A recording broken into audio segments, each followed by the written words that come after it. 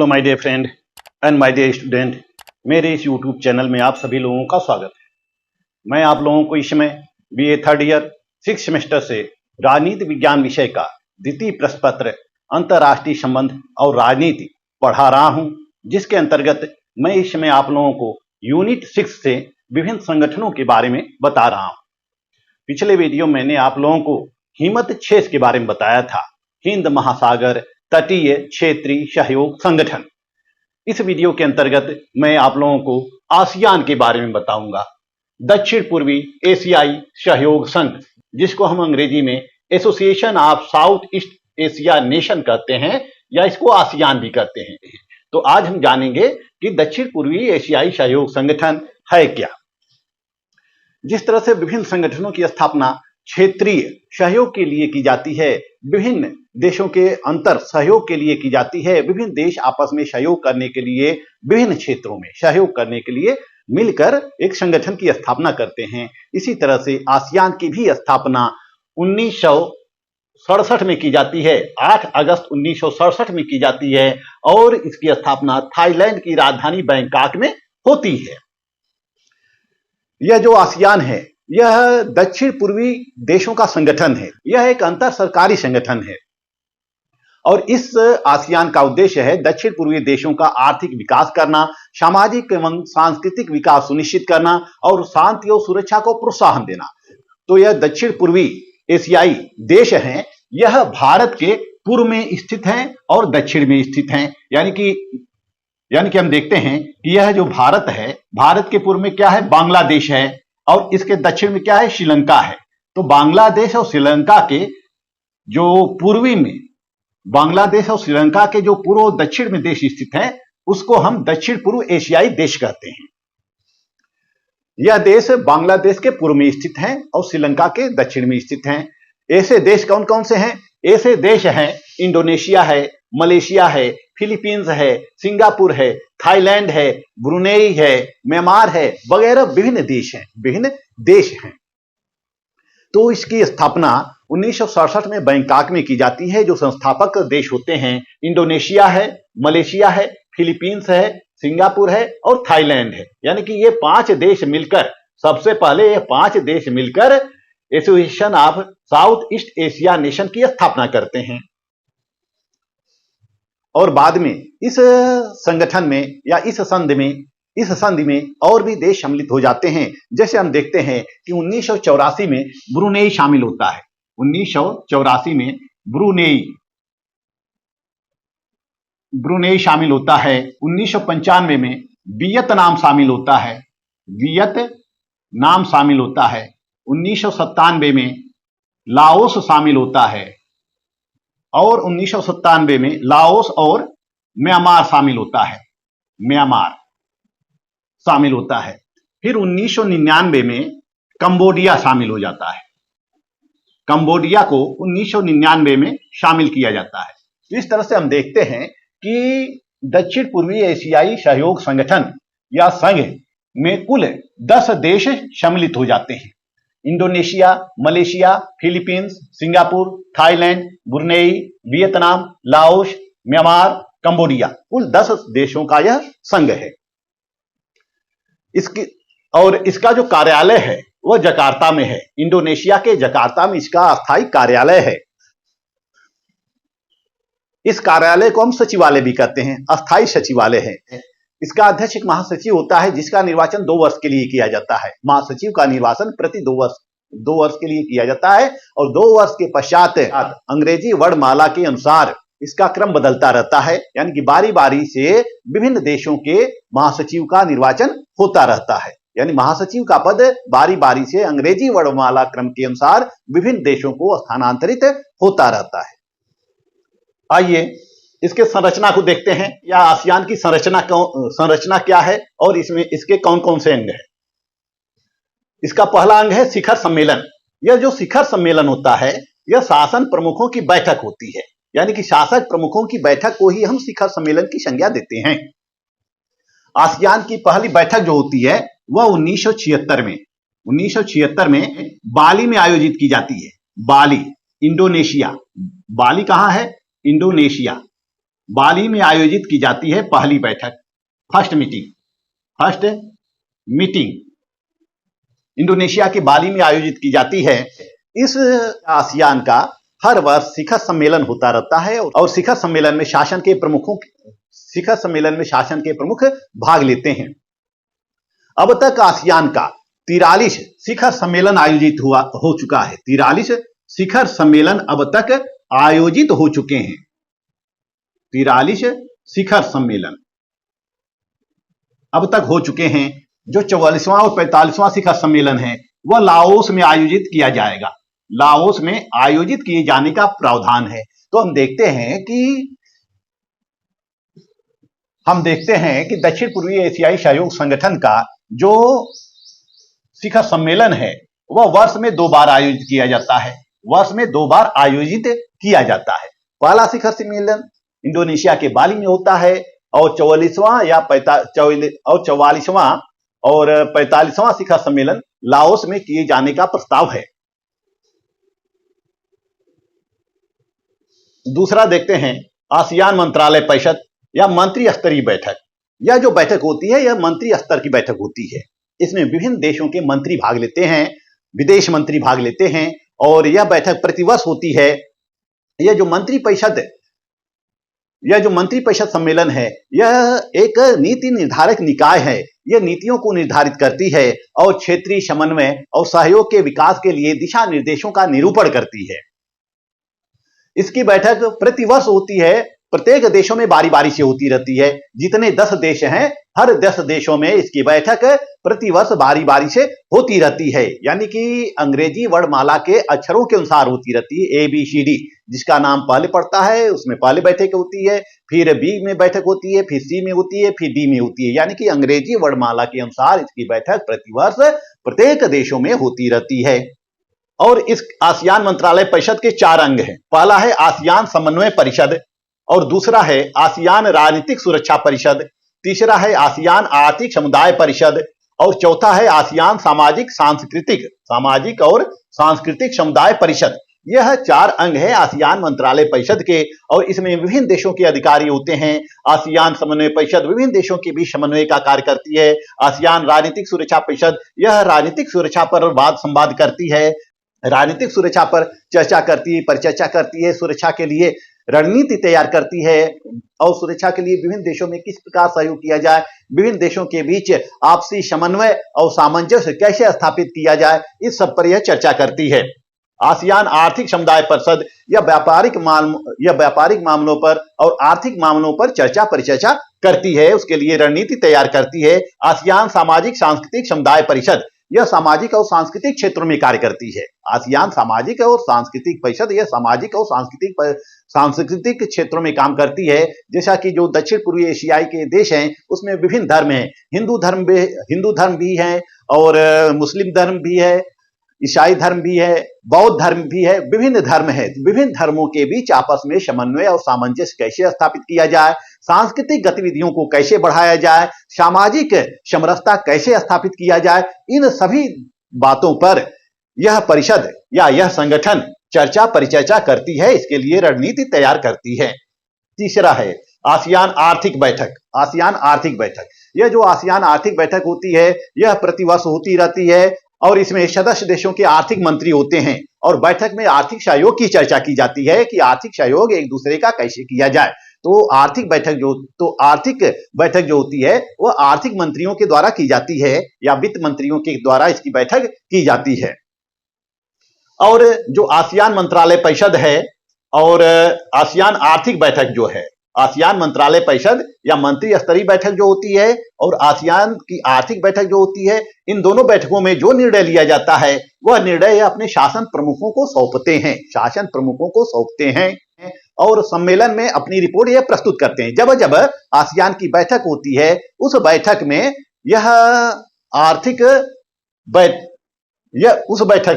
यह आसियान आर्थिक बैठक और आसियान मंत्रालय परिषद अपनी रिपोर्टों को वह शिखर सम्मेलन में प्रस्तुत करती हैं। चौथा इसका अंग है आसियान अस्थायी समिति। आसियान अस्थायी समिति यानी कि इसको हम क्या करते हैं, ASC करते हैं। आसियान अस्थायी समिति के जो सदस्य होते हैं वह विभिन्न देशों के राजदूत होते हैं और मेजबान देशों के विदेश मंत्री होते हैं, यानी कि विभिन्न देशों के राजदूत इसमें सम्मिलित होते हैं। और जहां पर बैठक होनी है, जो मेजबान देश होता है, उस मेजबान देश के विदेश मंत्री इसमें हिस्सा लेते हैं।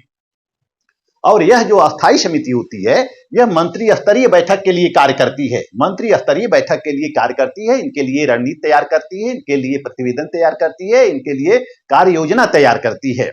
और यह विभिन्न समितियों की समीक्षा करती है। जो आसियान अस्थायी समिति होती है, वह विभिन्न समितियों की, आसियान में विभिन्न समितियां होती हैं, तो विभिन्न समितियों के लिए विभिन्न समितियों की यह समीक्षा करती है। और मंत्री स्तरीय बैठकों में जो निर्णय लिए जाते हैं, उन निर्णयों के दिशा अनुरूप यह कार्य करती है अस्थायी समिति, आसियान की अस्थायी समिति। आइए देखते हैं सचिवालय। सचिवालय क्या है?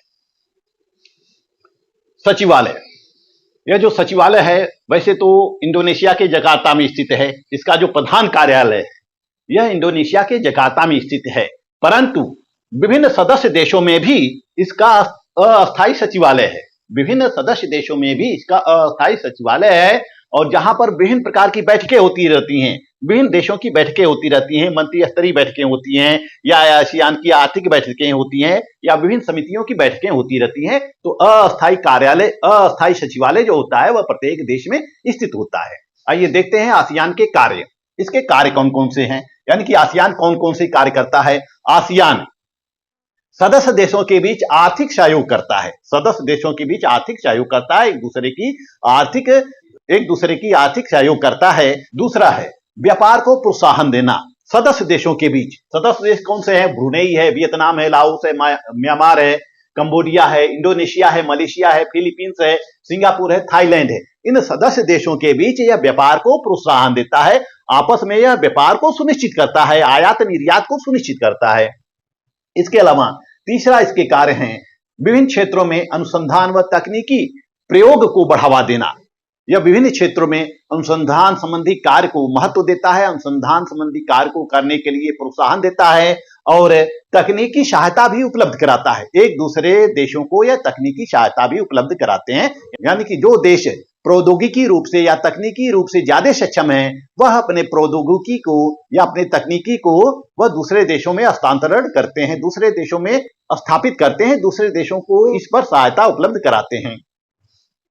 चौथा है पर्यटन को बढ़ावा देना। पर्यटन को बढ़ावा देना, जैसा कि थाईलैंड है जो पर्यटन के लिए अच्छी जगह है, कंबोडिया है, लाओस है, वियतनाम है, इंडोनेशिया, मलेशिया, फिलीपींस, विभिन्न देश जो हैं जो कि पर्यटन के लिए बहुत ही महत्वपूर्ण है।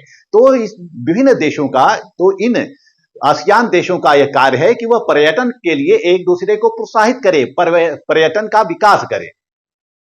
तो यह पर्यटन का विकास करने के लिए भी कार्य करती रहती है आसियान। और दक्षिण पूर्व एशियाई देशों का विकास करना, दक्षिण पूर्व एशियाई के जितने भी देश हैं, सभी देशों का विकास करना आसियान का लक्ष्य है। पांचवा है सांस्कृतिक, वैज्ञानिक, शैक्षणिक व प्रशासनिक आदान प्रदान करना। यह सांस्कृतिक आदान प्रदान करते हैं, वैज्ञानिक आदान प्रदान करते हैं, यानी कि वैज्ञानिक रूप से सभी देशों को यह सक्षम बनाते हैं, आपस में एक दूसरे का सहयोग करते हैं, शैक्षणिक व प्रशासनिक सहयोग करते हैं। तो इस तरह से हम देखते हैं कि आसियान के विभिन्न उद्देश्य हैं, और उन उद्देश्यों को दृष्टिगत रखते हुए यह कार्य करता रहता है। आइए देखते हैं आसियान की गतिविधियां। आसियान की गतिविधियां, एक्टिविटीज ऑफ एशियंस। आसियान का जो पहला शिखर सम्मेलन होता है वो 1976 में बाली में होता है। इंडोनेशिया में बाली में होता है, फर्स्ट मीटिंग होती है, पहला शिखर सम्मेलन आयोजित किया जाता है। और इस सम्मेलन में कई प्रौद्योगिकी, आर्थिक परियोजनाओं पर चर्चा की जाती है, रणनीति तैयार की जाती है, और विभिन्न समझौते होते हैं, विभिन्न मैत्री और सहयोग की संधियां होती है। मैत्री घोषणा पत्र पर हस्ताक्षर किया जाता है। पहली बार 1976 में आसियान देशों के बीच मैत्री घोषणा पत्र पर हस्ताक्षर किया जाता है, 1976 में बाली में। इस मैत्री एवं सहयोग संधि का उद्देश्य क्या होता है? सभी देशों की संप्रभुता को बनाए रखना, सभी देशों की स्वतंत्रता को बनाए रखना, स्वतंत्रता और संप्रभुता में परस्पर सहयोग करना, उनको सम्मान देना, संप्रभुता और स्वतंत्रता के लिए सभी देशों को सम्मान देना, और सदस्य देशों के आंतरिक मामलों में हस्तक्षेप न करना, यह मैत्री और सहयोग संधि का उद्देश्य होता है। इसके अलावा विभिन्न देशों के मध्य जो विभिन्न प्रकार की समस्याएं हैं, उन समस्याओं का शांतिपूर्ण निपटारा करना, इन विभिन्न मुद्दों के लिए इस मैत्री और सहयोग संधि में स्वीकृति प्रदान की जाती है।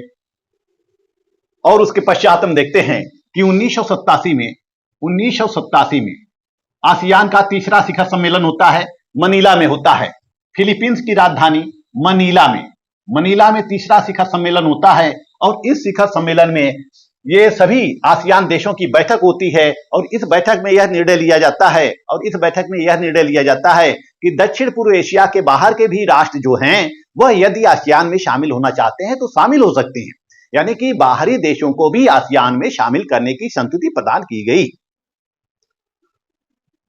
और 1976 में जो मैत्री और सहयोग संधि की घोषणा की जाती है, यह सभी देशों के आपसी सहमति के आधार पर बनाया गया था, सभी देशों के सामाजिक और सांस्कृतिक संबंधों के आधार पर बनाया गया था और सभी देशों के बीच, और इसका उद्देश्य सभी देशों के बीच शांति स्थापित करना था, स्वतंत्रता और तटस्थता स्थापित करना था, जिसे हम zone of peace, freedom and neutrality कहते हैं। जोन ऑफ पीस, फ्रीडम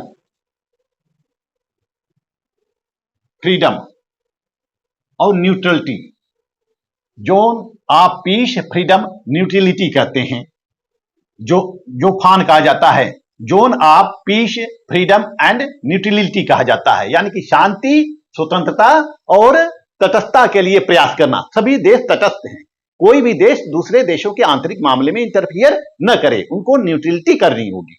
और इस मुद्दे पर क्वालालंपुर में सभी देशों के बीच संधि पर हस्ताक्षर किया जाता है। फिर 1992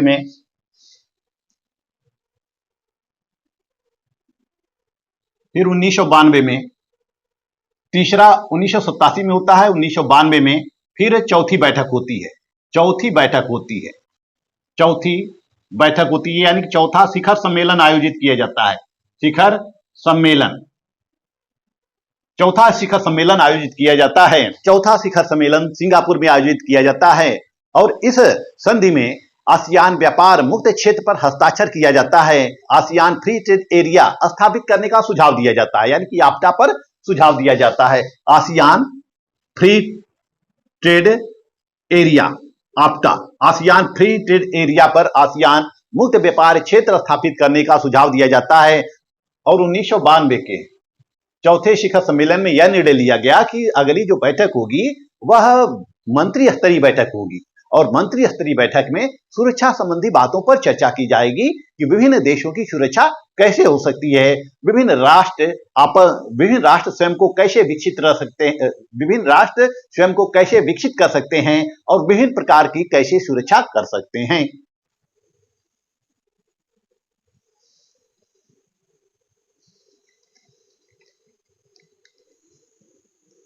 आसियान की पांचवी बैठक आसियान की पांचवी बैठक बैंकॉक में आयोजित की जाती है। थाईलैंड की राजधानी बैंकॉक में आयोजित की जाती है। 1995 में बैंकॉक में आसियान का पांचवा शिखर सम्मेलन आयोजित किया जाता है। और इस शिखर सम्मेलन में एक संधि की जाती है जिसके अंतर्गत दक्षिण पूर्व एशियाई परमाणु मुक्त क्षेत्र की स्थापना की जाती है। दक्षिण पूर्व एशियाई परमाणु मुक्त क्षेत्र की स्थापना की जाती है, जिसे मार्च 1997 में लागू कर दिया जाता है। South east nuclear free zone की स्थापना की जाती है और इस सुझाव को 1997 में लागू कर दिया जाता है और हस्ताक्षरकर्ता देशों के ऊपर कुछ प्रतिबंध लगा दिए जाते हैं, जैसे कि सभी आसियान देशों का यह कर्तव्य होगा कि वह नाभिकीय अस्त्रों का निर्माण नहीं करेंगे, क्योंकि आसियान देशों को नाभिकीय मुक्त क्षेत्र बनाया जाता है, परमाणु मुक्त क्षेत्र बनाया जाता है और परमाणु मुक्त क्षेत्र स्थापित करने का सुझाव दिया जाता है। तो इसमें कुछ शर्तें आरोपित कर दी जाती हैं विभिन्न देशों के ऊपर, आसियान देशों के ऊपर। पहली शर्त होती है कि आसियान देश नाभिकीय अस्त्रों का निर्माण नहीं करेंगे। दूसरी शर्त होती है कि आसियान देश, जो आसियान के सदस्य देश हैं, वह नाभिकीय अस्त्रों का प्रयोग नहीं करेंगे, परीक्षण नहीं करेंगे। और तीसरी शर्त होती है कि दक्षिण पूर्व एशिया में नाभिकीय अस्त्रों की तैनाती नहीं करेंगे, यानी कि यह अपनी सीमाओं पर या अपने देश में नाभिकीय अस्त्रों की तैनाती नहीं करेंगे। और और और यह भी सुनिश्चित किया जाता है कि सभी देश इस प्रोटोकॉल का पालन करेंगे और जो इस प्रोटोकॉल का उल्लंघन करेगा उसको सदस्यता से बाहर कर दिया जाएगा, उसकी सदस्यता निलंबित कर दी जाएगी। इस तरह से हम देखते हैं कि समय समय पर आसियान की बैठकें होती रहती हैं, शिखर सम्मेलन होते रहते हैं और इस शिखर सम्मेलन में विभिन्न देशों के राष्ट्राध्यक्ष भाग लेते रहते हैं और इसका शिखर सम्मेलन प्रत्येक 2 वर्ष में एक बार आयोजित किया जाता रहा है। अब तक 43 शिखर सम्मेलन इसके आयोजित किए जा चुके हैं। विभिन्न देशों में 43 शिखर सम्मेलन इसके आयोजित किए जा चुके हैं और 44 और 45 शिखर सम्मेलन जो है यह लाओस में किए जाने का प्रस्ताव है। इसके अलावा समय समय पर आसियान की आपातकालीन बैठक भी की गई है, विशेष बैठकें भी की गई हैं। जैसे कि वर्ष 2004 में जब भूकंप और सुनामी आया था, उसमें भी आसियान की आपातकालीन बैठकें भी की गई थी। उसके बाद 2005 में इंडोनेशिया की राजधानी जकार्ता में इसकी बैठकें आयोजित की गई थी। फिर हम देखते हैं कि 2020 में कोविड-19 के दौरान इसकी बैठक जो होती है वह वियतनाम के हनोई में होती है। वियतनाम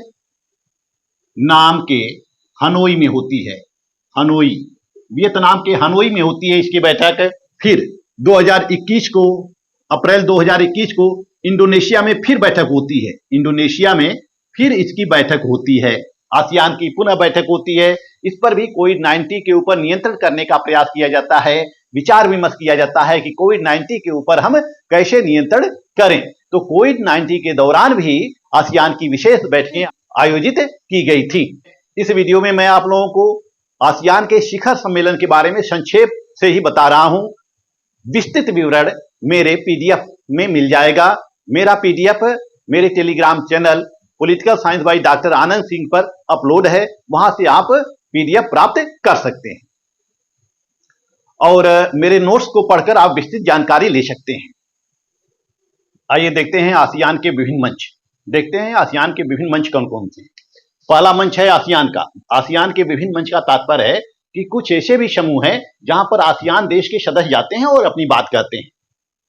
पहला मंच है आसियान क्षेत्रीय मंच। पहला आसियान क्षेत्रीय मंच, आसियान क्षेत्रीय मंच,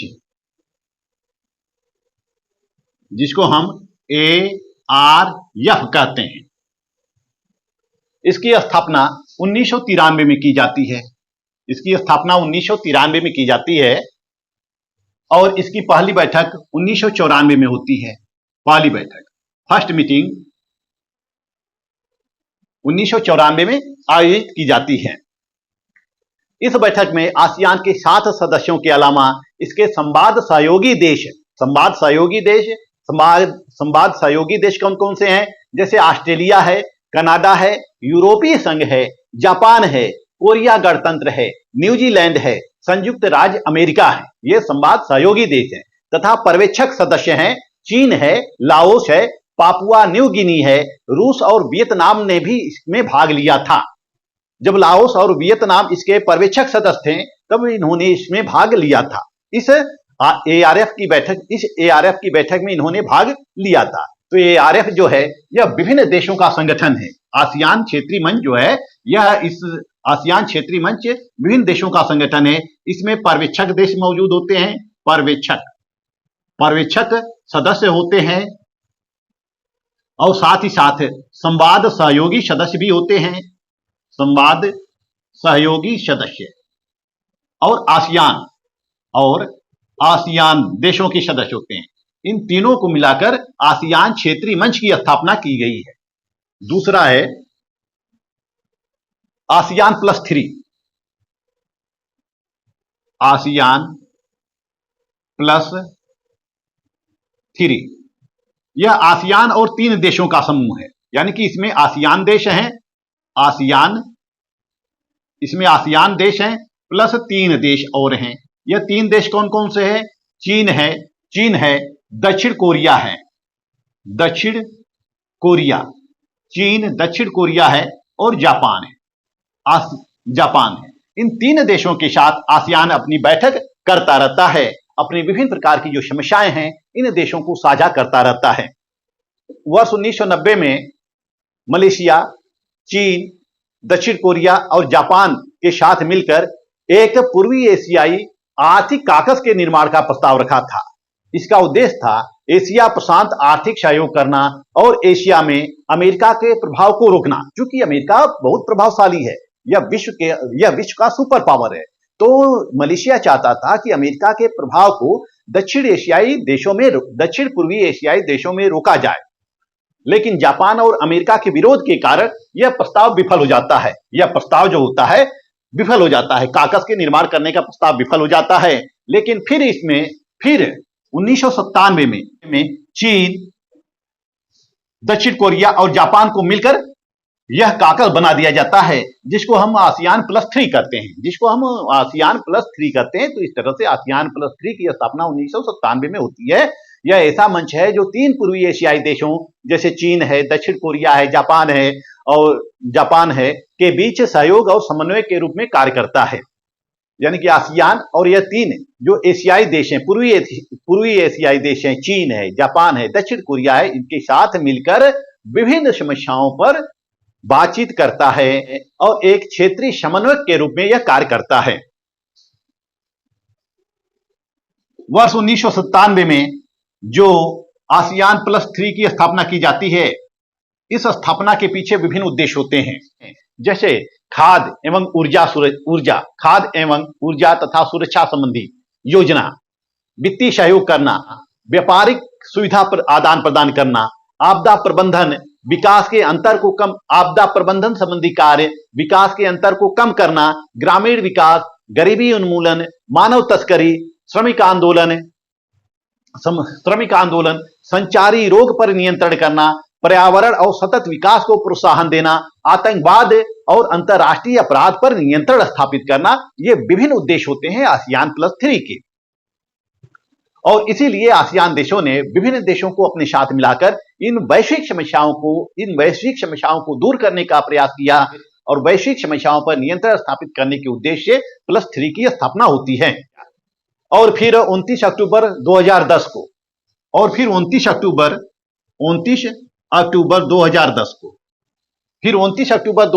को हनोई में ईस्ट एशिया विजन ग्रुप की स्थापना की जाती है।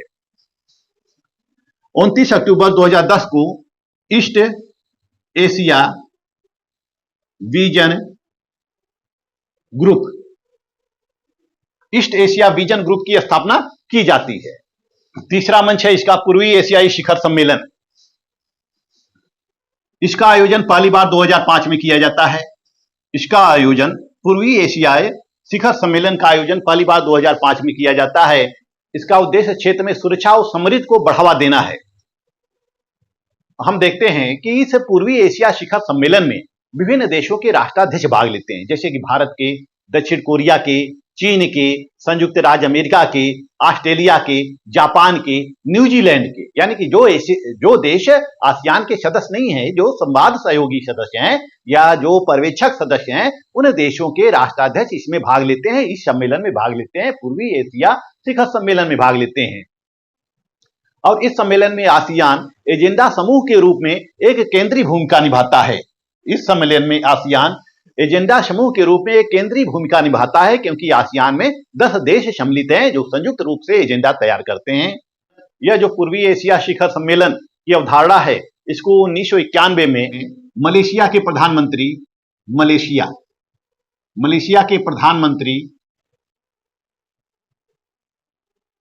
महाथिर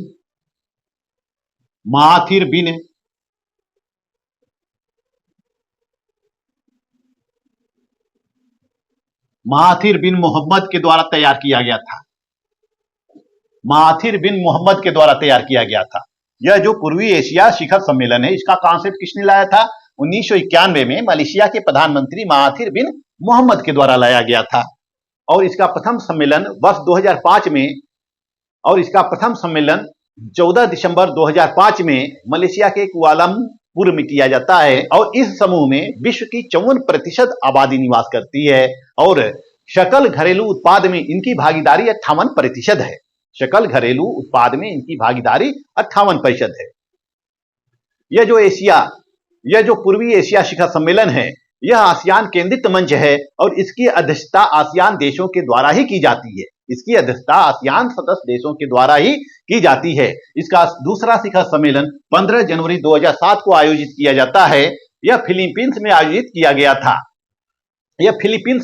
किया गया था। इसी तरह से पूर्वी शिखर सम्मेलन का 18वां शिखर सम्मेलन 2023 में इंडोनेशिया में आयोजित किया जाता है। फिर इसका 19वां शिखर सम्मेलन लाओस में किए जाने का प्रावधान है।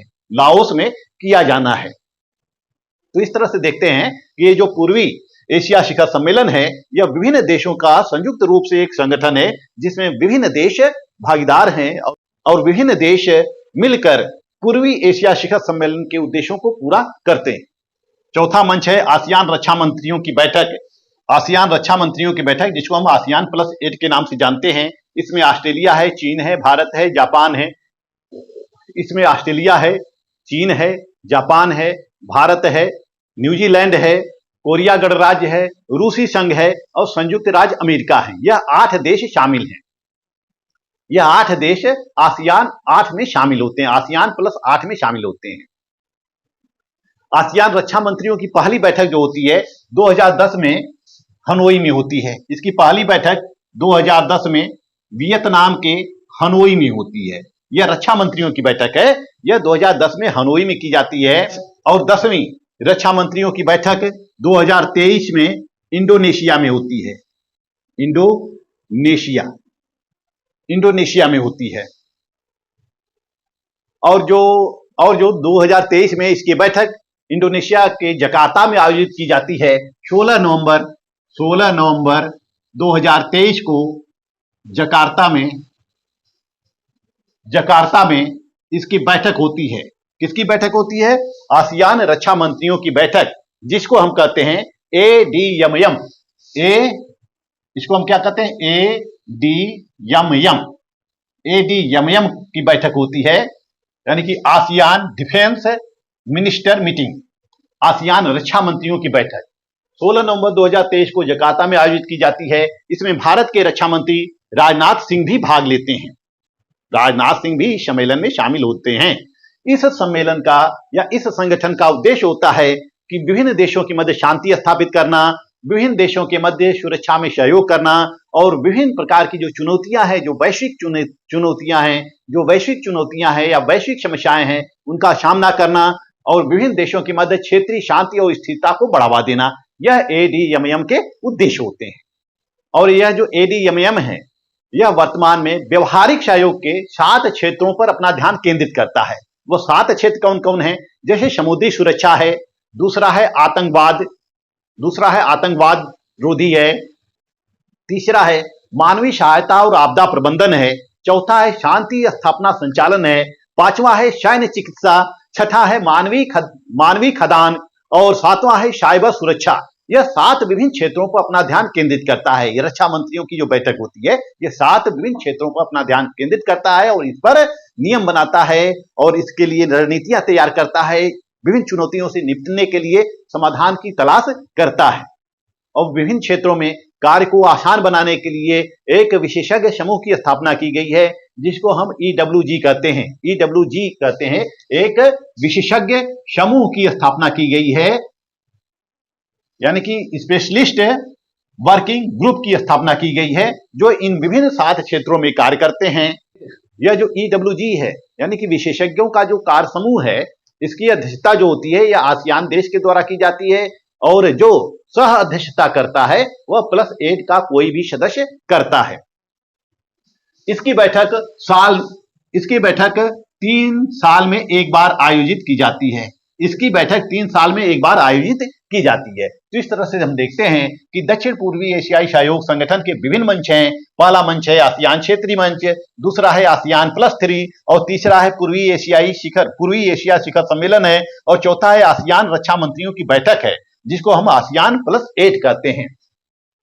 यह विभिन्न मंचों के माध्यम से अपने उद्देश्यों को साझा करता है और वैश्विक शांति के लिए, वैश्विक सुरक्षा के लिए यह प्रयत्न करता है और विभिन्न देशों का विकास करने के लिए व्यापारिक, वाणिज्यिक, आर्थिक, राजनीतिक, सांस्कृतिक, सामाजिक विभिन्न क्षेत्रों में यह कार्य करता है। इस वीडियो में बस इतना ही। इस वीडियो में मैंने आप लोगों को आसियान की स्थापना, आसियान के सदस्य देश, आसियान के संस्थापक देश और सदस्य देशों के बारे में अवगत कराया, आसियान के कार्यों के बारे में, आसियान की संरचना के बारे में और आसियान के विभिन्न मंचों से आप लोगों को अवगत कराया। नेक्स्ट वीडियो में आप लोगों को ब्रिक्स के बारे में बताऊंगा। मेरा वीडियो आपको अच्छा लगे तो मेरे चैनल को लाइक, सब्सक्राइब और शेयर करते रहिए। मिलते हैं नेक्स्ट वीडियो में, तब तक के लिए धन्यवाद।